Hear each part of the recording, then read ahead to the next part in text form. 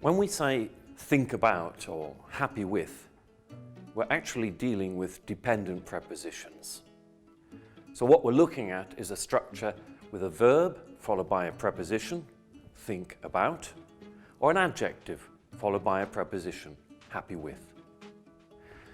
You've probably spotted that there are hundreds of these dependent prepositions in English.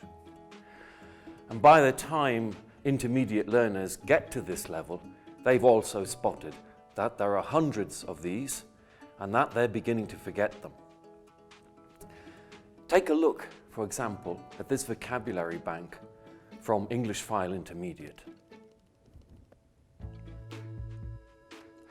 That's a fairly intimidating list of dependent prepositions. We need to look for ways of helping our students to remember these. So one very simple technique is to actually invite your students individually to put a problematic preposition at the center of a word web.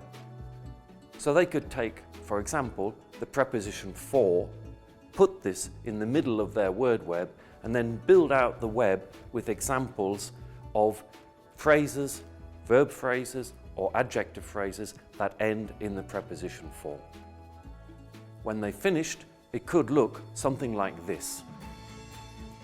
Another simple solution that we can do in class at any moment is simply, as the teacher, to open the book at the vocabulary bank of dependent prepositions and at random choose a phrase, read the phrase aloud to the class and stop just before the dependent preposition.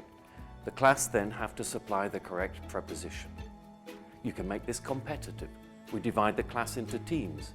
We choose a phrase, we read it, we stop just before the preposition, and the team that is quickest in supplying the correct preposition gets points.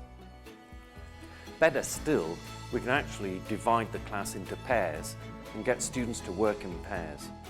Student A would then go to page 156, would choose 5 or 6 different phrases ending in prepositions, read each phrase stopping just before the preposition, and student B would have to supply the correct preposition.